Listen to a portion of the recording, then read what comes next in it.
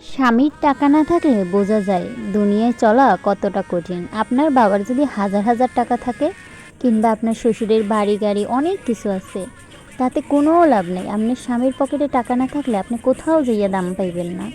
আসসালামু আলাইকুম, কী অবস্থা সবার? কেমন আছেন সবাই? আলহামদুলিল্লাহ, মুই কিন্তু অনেক অনেক ভালো আছি। তো আজকেও কিন্তু একটা বড় ভিডিও নিয়ে চলে আসছি অনেক দিন পরে। জীবনে চলার পথে অনেক মানুষের সাথে দেখা হয়ে যাবে, অনেক মানুষের কাছ থেকে অনেক কিছু শিক্ষা পাবেন, যে শিক্ষাগুলো বইয়ের পাতা থেকে নেওয়া সম্ভব না। স্বামীর পকেটে টাকা না থাকলে কোথাও বেড়াতে গেলে কিংবা কোনো আত্মীয় স্বজনের সামনে গেলে তারা ছোট করে কথা বলবে, খোঁটা দিয়ে কথা বলবে। তাছাড়া স্বামীর টাকা না থাকলে শ্বশুরের ঘরে থাকে, দেখবেন তারাও কথায় কথায় খোঁটা দিবে। তাই বর্তমান সময়ে বাঁচতে গেলে স্বামীর টাকা থাকাটা প্রয়োজন।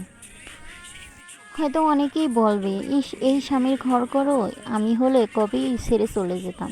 দেখবেন এইসব মানুষেরা না শুধু এরকম করে ভাঙ্গানিয়ে দিতে পারে।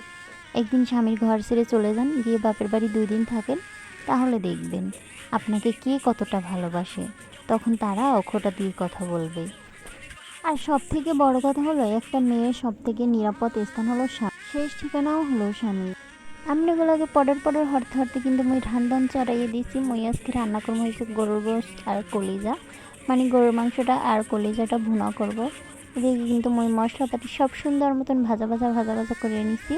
নিয়ে এর ভিতরে একটু পানি দিছি, দিয়া হলুদ মরিচ মানে পরিমাণ মতো যা যা দরকার আমি কিন্তু সব কিছু দিয়ে দিছি। এরপর মুই মশলাটা সুন্দর মতন ভাজা ভাজা ভাজা ভাজা করে লাইছি, একদম এমন ভাজা ভাজা করছি যে মশলার কোনো গন্ধটাই না আসে। তারপরে মুই মাংসগুলো আগে ধুয়ে পরিষ্কার করে রাখছিলাম, কাটতে কুটতেও রাখছিলাম। এরপরে এই ধোয়া মাংসগুলো আমি সুন্দর মতন ছেড়ে দিলাম।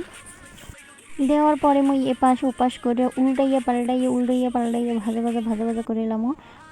নাড়াচাড়া দিয়ে এলাম যেন নিজ একটুও না লাগে। লাগলে আর গরুর গোস্তের স্বাদটা থাকবে লেগে সুন্দর মতন লাড়াচাড়া এপাশ ওপাশ চারপাশ লাড়াচাড়া দিয়ে সুন্দর মতো কিছুক্ষণ ধুয়ে দিলাম। এই লগে একটুখানি পানি অ্যাড করে দিছি, দিলে আর কি এক কষানি হয়ে যাবে, নাইলে 2টা কষান দেওয়া লাগবে। মই 2টা কষান দিব না, এর লেগে মই একটু পানি অ্যাড করে দিছি। দিয়ে সুন্দর মতো নাড়াচাড়া দিয়ে এপাশে ওপাশে মানে মশলাপাতি এটা নামাই দিছি। না নামাই দিলে আবার চারিপাশে পোড়া পোড়া দাগ লাগবে। নামাই টামাই দিয়ে আমি একটু ঢাইকে ধুয়ে দেবো। কিছুক্ষণ পর আইছি, আমি ঢাকনাটা উড়ে আবারও চারিপাশ এপাশ ওপাশ করে লাড়াচাড়া দিয়ে দিছি।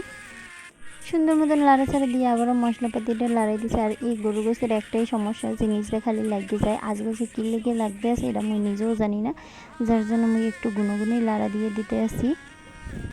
এরপর আবারও ঢেকে ধুয়ে দিমো, ঢেকে ধুয়ে দিয়ে কিছুক্ষণ পরে আইয়া আবার ঢাকনাটারে উড়াই সুন্দর মতো লাড়াচাড়া দিয়ে লইছি। কী কমো দুঃখের কথা, আপনাকে নাড়াচাড়া দিতে দিতে এদিকে মোর গ্যাসের ভান্ড ফুরেই গেছে, মানে গ্যাস শেষ হয়ে গেছে। আর এমন একটা সময়ে শেষ হয়েছে যে বাসায় কোনো মানুষজনও নাই যে যারে দিয়ে গ্যাসের বোতলটা চেঞ্জ করানো যাইবে, যার জন্য মোর এখন লাকড়ির চুলা ধরাইতে হইবে। না ধরাইয়া কোনো উপায় নাই, কারণ মাংসটা ভালো মতন কষেনই হয় না এখন পর্যন্ত। যদি কষেন না হইতো ঝোল দিয়ে রাইস কুকারে ধুয়ে দিতাম, হেলাও কিন্তু সুন্দর মতন সিদ্ধ হয়ে যেতে, কিন্তু সেইটা হয় নাই, যার জন্য আমি এখন লাকড়ির চুলাটা ধরামো। আর কোনো ভিডিও করতে পারি নাই। সবাই ভালো থাকবেন, সুস্থ থাকবেন। আজকের ভিডিওটা এই পর্যন্তই।